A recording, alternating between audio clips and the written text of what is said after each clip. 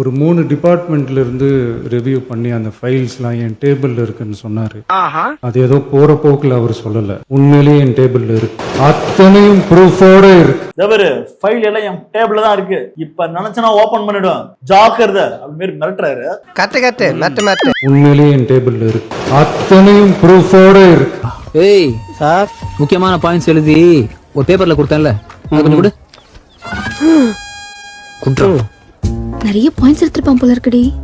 சும்மா ரே, அதுல ஒன்னும் இருக்காது, வெறும் எம்டி பேப்பரா தான் இருக்கும். Point number 1, point number 2, point number 3. Super. ஒரு பஞ்சாயத்தடா முடிச்சு வச்சு பாரு, நமக்காக அம்பட்டு போலும் புள்ள குட்டியோட வெயில்ல காத்து கிடக்குறாங்களே.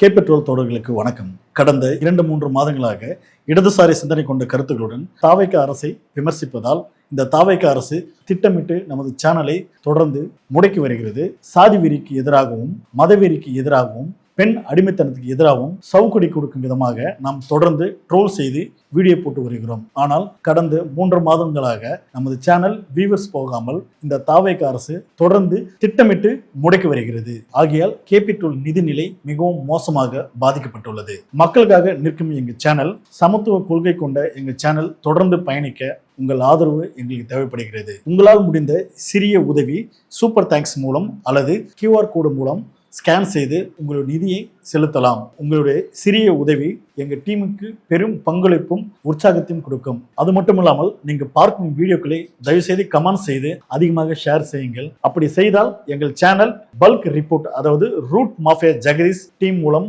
பல்க் ரிப்போர்ட் செய்த எங்கள் சேனல் மீண்டும் பழைய நிலைமைக்கு வரும். தயவு செய்து வீடியோ பார்ப்பவர்கள் கமெண்ட் செய்து அதிகப்படியாக ஷேர் செய்யுங்கள். நன்றி, வணக்கம்.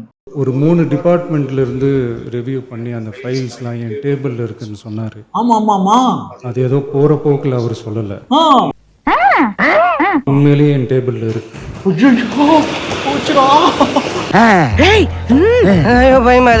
அத்தனையும் ப்ரூஃபோட இருக்கு. ஓபன் பண்ண வச்சிடாதீங்க. டாக்டர், என்ன ஒண்ணு பண்ணிடாதீங்க, என்னை மன்னிச்சு விட்டுடுங்க ப்ளீஸ். இந்த விட்டுங்க.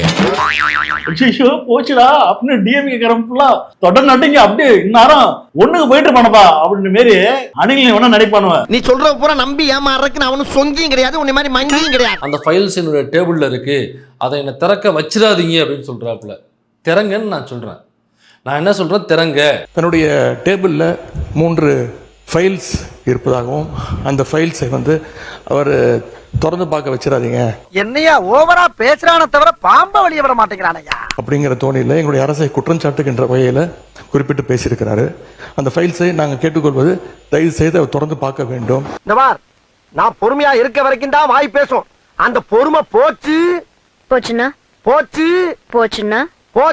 அட போயா. எதற்காக பயப்படுறீங்க, எதற்காக காலம் தாழ்த்துறீங்க? இதையே 3 மாசமா சொல்லிட்டு இருக்கிறீங்க. 3 வருஷமா பில்டப் தான் கொடுக்கறாரு, உன்னத்தையும் உடைக்க மாட்டேங்கிறாரு. ஜோசியக்கார சொன்னாதான் அந்த ஃபைல் திறந்து பார்ப்பீங்களா? நல்ல நேரம் அதை பார்த்துட்டு இருக்கீங்களா? ஜோசியர் என்ற வார்த்தையை நீக்கும்படி கேட்டுக்கொள்கிறேன். இதுலதான் இப்ப உனக்கு கௌரவ குறைச்சலா போச்சா? எப்போ ஓபன் பண்ணணுமோ அப்போ கரெக்டா எல்லாமே ஓபன் ஆகும். எப்போ ஓபன் பண்ணுவீங்க? என்ன இதுக்கு நான் நல்ல நாள் பாப்பீங்களா? இவர் தான் சோனியோட மேனேஜர். இவர் அச்சாதான் அவன் கிளம்புவாங்களாம். ஓபன் பண்ணதான் நீங்க ஓபன் பண்ண வேண்டியதானே? எப்போ ஓபன் பண்ணணுமோ அப்போ கரெக்டா எல்லாமே ஓபன் ஆகும். அப்ப என்ன அங்க ஒரு மண்ணு இல்லைன்னு அர்த்தம் நினைக்கிறேன். என்னடா உள்ள ஒண்ணுமே இல்ல. எப்ப ஓபன் பண்ணணும் அப்பதான் ஓபன் பண்ணணும் என்ன அர்த்தம்? அப்ப நீங்களும் ஊழலுக்கு சப்போர்ட் பண்றீங்களா? அவங்க மக்கள் காசு ஆட்டைய போடுறாங்கனாக்கா அவங்களுக்கு நீங்க காப்பாத்த நினைக்கிறீங்க சொல்லு. அப்ப ஒருவேளை அவங்க ஏதாவது உங்களுக்கு எதிராக செயல்படுறாங்க அப்படின்னாக்கா அப்ப இதை வச்சு மிரட்டலாம் அப்படிங்கிற அந்த பிஜேபியினுடைய பாணி. அது செருப்பு பிஞ்சிரும். ஐயோ, நான் அப்படி சொன்னவே இல்லையே. அதான் அந்த மோடி மஸ்தான் சொல்லுவாங்க. அந்த மாதிரியான ஒரு குட்டி மோடி மஸ்தானாக. யாரு நீ? யாரா? சின்ன பகவதிடா. அப்படின்னா பெரிய பகவதியோட சிசிய. நமது பிஜேபியினுடைய அடிச்சூட்டில் நடக்கக்கூடிய ஐயா குட்டி மோடி விஜய் அவர்கள் அந்த ஃபைலை நான் திறந்துருவேன், அந்த ஃபைலை நான் திறந்துருவேன். ஏம்பா பயந்துட்டேன்னு ஒத்துக்குப்பா, இல்லைன்னா 2 மணி நேரம் பேசிய கொள்ளுவா. என்னது 2 மணி நேரமா? மாமா பயந்துட்டோம். ஏங்க மக்களுக்கு எதிராக மக்களுடைய பணத்தை சாப்பிட்டாங்க அப்படிங்கிறது உண்மையாக இருக்கும் பட்சத்துல ஏன் இது வரைக்கும் திறக்காம இருக்கீங்க? இது ஒரு நல்ல கேள்வி. பதில சொல்றா. இவர்களே கைது செய்யறதுக்கெல்லாம் நான் நடவடிக்கை எடுக்க போறேன் அப்படிங்கிறத சொன்னீங்கன்னாக்கா மக்கள் மத்தியில போய் சேரும்ல. அப்புறம் எதுக்கு நான் திறந்துருவேன், கைது பண்ணிடுவேன் அப்படின்னாக்க மிரட்டுறீங்களா? சும்மா பயமுறுத்துதான். என் முகத்துல பயம் தெரியுதா? என் முகத்துல பயம் தெரியுதா? உண்மையா குற்றச்சாட்டு ஆதாரத்தோடு இருந்தால் ஒரு நடவடிக்கை எடுக்கட்டும். எனவே சினிமாவில் பஞ்ச் டைலாக் பேசுறதெல்லாம் சட்டமன்றத்துக்கு பேசுறது.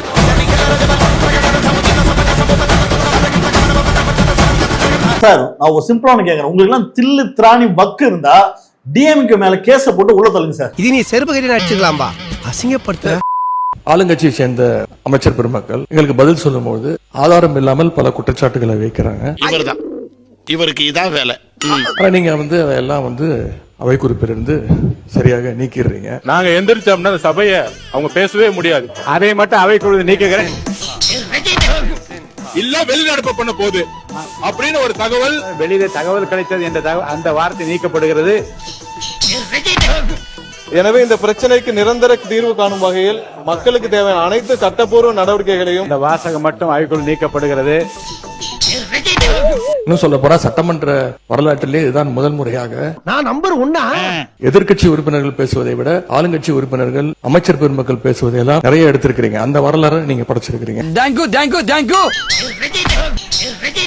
அவைக்குழு நீக்குகிறேன் நீக்கப்படுகிறது. அவைக்குழு நீக்கப்படுகிறது. அவைக்குழு நீக்கப்படுகிறது. இந்த மாதிரி ஒரு மானகட்ட கட்சி எங்காவது பார்த்திருக்க முடியுமா? கேள்வி கேட்டா பதில் சொல்லலாம். இப்ப பாட்டெல்லாம் வேற பாட ஆரம்பிச்சிட்டீங்க. நான் பைபிள்ல படிச்சிருக்கேன். Born Christian. சம்பந்தம்லாம் பேசிட்டு இருக்கீங்க. சபதல பாடவும் செய்வேன். கருணை இருந்தால் வள்ளலாகலாம். நீங்க பண்ணி நானும் பாடுவேன். மணப்பாற மாடு கட்டி மாயவரா ஏறு போட்டு கொடுத்ததெல்லாம் கொடுத்தார், இவர் யாருக்காக கொடுத்தார்? மாடு கட்டி மாயவரா எங்களுக்கே சில நேரம் சட்டமன்றத்துக்கு வந்திருக்கோமா இல்ல சூப்பர் சிங்கர் நிகழ்ச்சிக்கு வந்திருக்கோமா அப்படின்னு சந்தேகப்படுற அளவுக்கு இங்க பாட்டு நிகழ்ச்சி எல்லாம் நடந்து கொண்டிருக்கிறது. இனிமே மேடையில எங்க பாடுறத பார்த்தேன் காலை உடைச்சிரு. அப்படியே பாடணும்னாலும் பாத்ரூம்ல போய் பாடுறீ. ஏய் அங்க கூட பாடுறாதீ, தண்ணி வராது. நம்ம மாண்புமிகு நம்ம கரூர் கம்பெனி மன்னிக்கணும் கரூர் முன்னாள் சட்டமன்ற உறுப்பினர் மாண்புமிகு சங்கி அமைச்சர் மன்னிக்கணும் மாண்புமிகு பாத்ரூம்ல நீக்கிட்டீங்களா? மாண்புமிகு பாத்ரூம்ல 3 மணி நேரம் உட்கார்ந்து இந்த எதிர்க்கட்சி தலைவர் நான் சொன்ன சின்ன பையன் சார், ஆனா அந்த மாதிரி பேசலையே. யார் யாரு பாத்ரூம்ல எவ்வளவு நேரம் உட்கார்ந்துருக்காங்க அப்படின்னு கண்காணிக்கிறதுக்கு ஒரு தனி அமைச்சர் வச்சிருக்கீங்களா? அங்க கக்கூஸ் கலர் வேலை தானே பார்த்தேன். நான் தான் திருத்திக்கிறேன்னு சொல்றேன்டா. கிட்ட வந்து பேசாரியா? பேட்ஸ்மேன் அடிக்குது. ஓ அதுக்கு தான் சென்ட் அடிக்கிறியா? நீ நிக்க வேண்டிய இடம் எது இல்ல, போய் கக்கிசில போய் நில்லு. Okay boss. ஏண்டா மூதேவி, எத்தனை தடவை சொன்னாலும் அறிவே வராதா?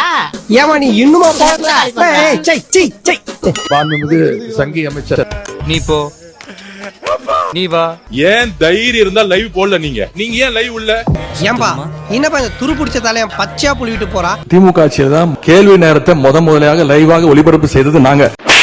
அந்த கேள்வி நேரத்தை எடுக்க முடியாத நிலைமையில தான் இன்னைக்கு அரசு நடந்துகிட்டு இருக்கு. கேட்டு வாங்கி கட்டிக்கிறியா? லைவ பத்தி சொன்னார், உண்மைதான். அவங்க நேரலையை கடந்த ஆட்சியில மதிப்புக்குரிய முன்னாள் முதல்வர் அண்ணா முக ஸ்டாலின் ஆட்சியில அதை தொடர்ந்தாங்க. இதோ வாழத்து போயிட்டான். போதுமா? சோத்திரை அடி வாங்கியாச்சு, சேத்திரை அடி வாங்கியாச்சு. இது விட பெசலைட் ஒண்ணு இருக்கு. இன்னொருகள் என்ன பேசணும்னா பேசலாம், எங்களுக்கும் அவை தெரியும். ஜனநாயகம் எப்படிதான் நான் பேசுறேன். அளவை நான் நிர்ணயிக்கிறேங்க, நீங்க பேசுங்க. அளவை நான் நிர்ணயிக்கிறேங்க.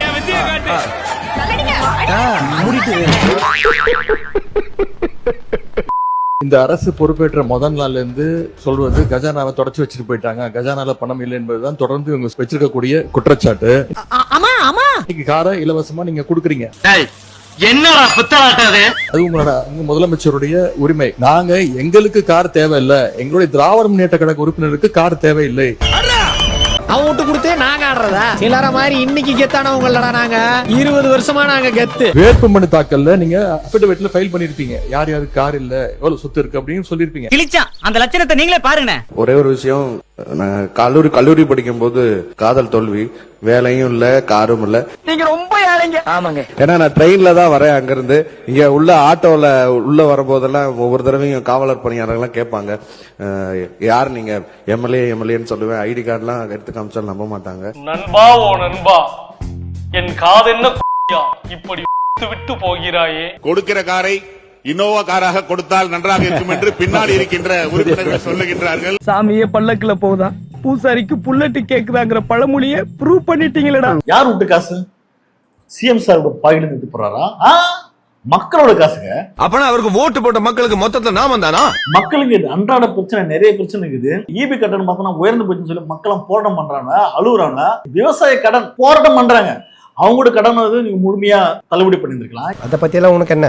இதானே முக்கியம். கம்யூனிஸ்ட் தோழர்கள் அங்க இருந்து வராங்க. அந்த மாரிமுத்து அண்ணன் கிட்ட காரு கிடையாது. இதுதான் கம்யூனிஸ்ட் தோழர்களுடைய நிலைப்பாடு.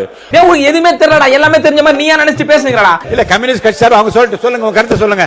எங்களை பொறுத்தவரை கார் தேவையில்லை என்பது எங்களுடைய நிலைப்பாடு என்பதை தெரிவித்துக் உன்னை அசிங்கப்படுத்துறதுக்கு 6 நாள் அரசாங்க லீவே உள்ளாம் போல. இதுதான் கம்யூனிஸ்ட் தோழர்களுடைய நிலைப்பாடு. எங்களை பொறுத்தவரை கார் தேவையில்லை என்பது எங்களுடைய நிலைப்பாடு. அச்செல்லாம் காதை சரியா கேட்கலாம். கபர் யூ கிரைட், இட்ஸ் ஓவர். உட்காருங்க. நீங்க இருக்க, நீங்க எங்க வரீங்க? நீங்க சாரி, என்ன அடிக்க போற போல இருக்கடா. அவர்கிட்ட சொல்றேன் என்ன பத்தி. வரக்கூடிய நாடாளுமன்ற சிறப்பு கூட்டத்துல திமுக இந்த பில்லுக்கு சப்போர்ட் பண்ண போது இல்ல வெளிநடப்பு பண்ண போது அப்படின்னு ஒரு தகவல். 1 week later. தொகுதி மறுவரையறை நிலைப்பாட்டில் முதலமைச்சர் விஜயின் நிலைப்பாடு சற்று மாறி இருக்கிறது. என்ன சொல்றீங்க? பிரதிநிதித்துவ விகிதாச்சாரம் குறையாத வகையில் சட்ட ரீதியாக உறுதி செய்ய வேண்டும் என்று அவர் அந்த மாநாட்டில் தமிழ்நாடு சார்பாக வலியுறுத்தி இருக்கிறார். நான் தான் சொன்னல பேக் அடிச்சறேன், பேக் அடிச்சிட்டான் பாரு. இவன் தான் ரேவஸ்டிரியோட பயங்கரமா ஜம்ப் பண்ணக்கூடிய ஆள்ரா. ஸ்டார்ட் பண்ணு.